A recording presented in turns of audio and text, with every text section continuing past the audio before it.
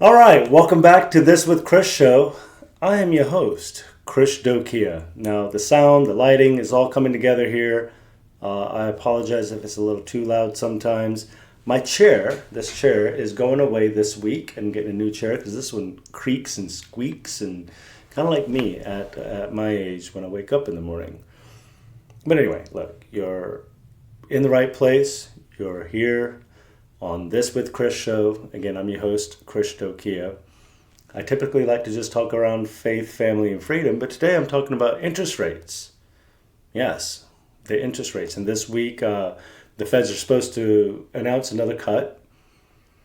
And that's why today's episode is called Interest Rates, Housing Crashes, and Why Everyone is just a little bit confused. And honestly, that title alone is the most accurate summary of the American economy right now. Because look, I am convinced nobody knows what's happening. Okay, I try to teach my son about economy and everything Dave Ramsey's ever taught us, right? But economists don't know. Realtors don't know. Your uncle who flips houses on YouTube, he really doesn't know.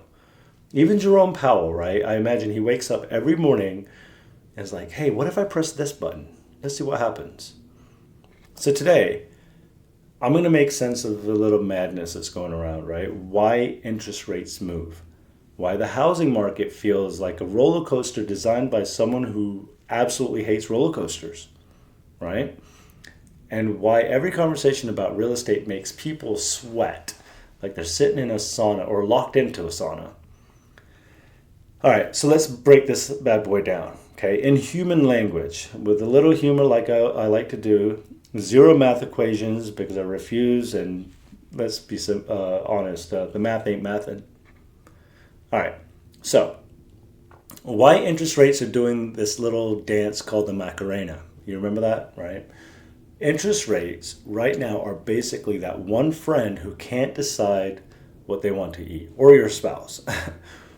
One minute they say, hey, I think I want to drop the interest. No, but the next day they're actually like, let's spike the entire economy just for fun, just to see what happens. Here's what's actually happening, okay? Interest rates are the Fed's biggest lever to control inflation. If prices get too high, right? So if eggs start costing more than a down payment, the Fed then raises rates. That makes borrowing more expensive, so people buy fewer things and the economy starts cooling down. But the reason everyone's confused is because inflation did go down slightly. Yet rates didn't follow like we had expected, right? It's like inflation got the message, but interest rates, they don't check their voicemail. Their voicemail inbox is full. I'm full of analogies and fun things to say here today. Investors say rates should fall, right? The Fed says not yet. The public says, can y'all just pick a number and stick with it? And then let's talk about the mortgage industry. The mortgage industry is like on a group text that basically reads, send help, because there's no stability there.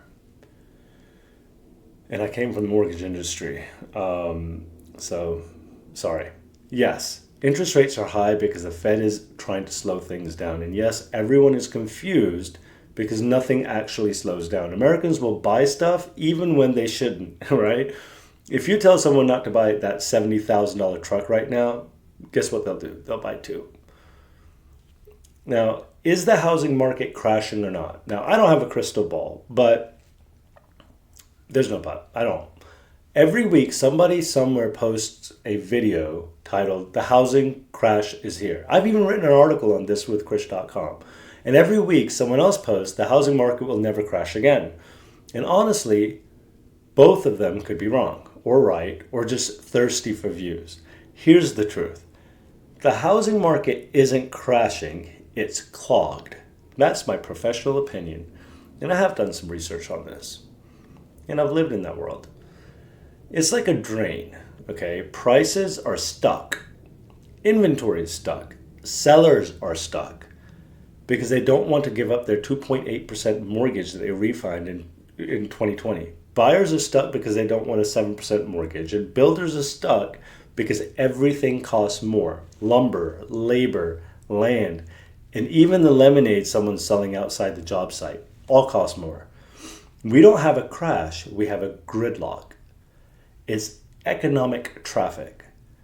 A housing crash, okay, requires one big thing: too much supply. But right now, we have the exact opposite. We have had the exact opposite for some years now.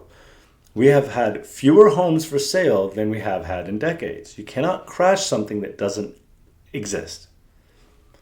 You could argue that there are more homes for sale today. That's true, but still it's clogged. Prices haven't dropped meaningfully enough because there is nothing to push them down. Okay? It's like trying to get a discount on Taylor Swift tickets. Demand is too high. Good luck.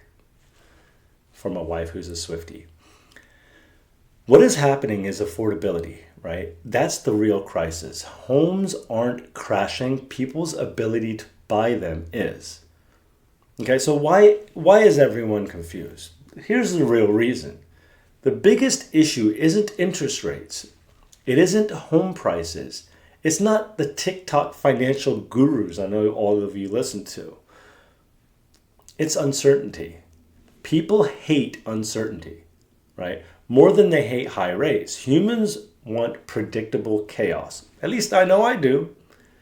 Tell us something bad is going to happen, fine, right? We can plan for the bad. But telling us maybe is the thing that's like totally just breaking our brains right now. And the housing market right now is one giant if and maybe. Maybe rates will fall in 2026. Maybe prices will dip. And they've had a steady decline, but they won't significantly. Maybe a recession comes, or maybe a soft landing. Or maybe the pilot just says, hey, we've decided to circle until further notice, until we run out of gas. We're living in this economic twilight zone or in this matrix, okay? And you know who's handling it the worst? Buyers who say, I'm waiting for the crash. Bruh, come on. People have been saying that since 2013, at which time I was in the real estate business, right? At this point, they could have bought high and sold higher, bought again, flipped a duplex, and then retired. But the confusion is understandable. Every news article, every headline contradicts the next one. One report says home prices have reached an all-time high. The next day it says homeowners are losing equity. And the day after that it says millennials prefer renting and like to eat avocados. I mean, it just makes zero sense. Or does it? Nobody knows the truth, right? Because the truth is messy. The truth is nuanced. And the truth depends entirely on where you live, what you want, your situation, and how you buy the home.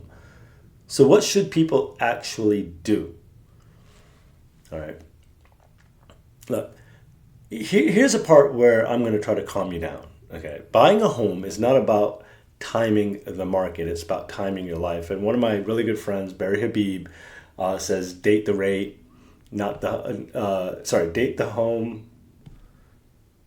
Date the rate, marry the home. That's what it is. It's about timing your life. If your job is stable, your income is solid, and your family needs a certain lifestyle, you buy based on that, right? Rates can be refinanced. Prices can be locked in. Stability matters more than perfect timing. And if you're an investor, right? My wife's an investor. This market is full of opportunity because confusion always creates opportunity. The people who win in real estate aren't the ones who wait for the perfect moment. They're the ones who move when everybody else is scared. And Grant Cardone, if you're not plugged into 10X, totally go out there and do it. He can say what I can say 10 times better, right? The next 12 to 18 months will be big. Economists are expecting, inflation cooling, inventory unlocking, and people getting back into the market to create something we haven't seen in years, which is movement.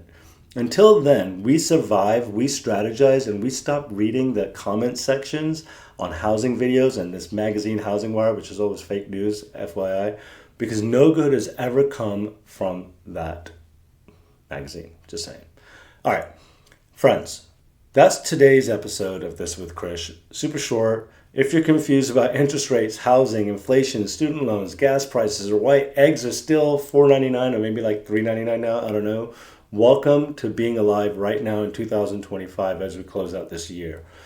We'll get through it, and on the way, we're going to have some laughs. We'll learn. We'll keep having these conversations that make complicated topics feel slightly human. I get it. You get it. We all get it. If you enjoyed today's episode, share it, subscribe. And I did want to say one more thing. If you haven't checked out thiswithkrish.com, it's our new media site, newsroom, sports, news, family. You can catch some of these episodes there as well. I highly suggest you go check that out. I'll drop it in the link here. We just surpassed 2 million visits in the first, 45 days, 60 days, something like that. Pretty surreal. Keep checking it out. Follow us, subscribe, Spotify, YouTube, Apple Podcasts, wherever podcast is streamed. We're syndicated to over 100 streaming platforms today. This With Krish show. I'm your host, Krish Dhokia. As always, I like to end my show with a big I love y'all. Take care.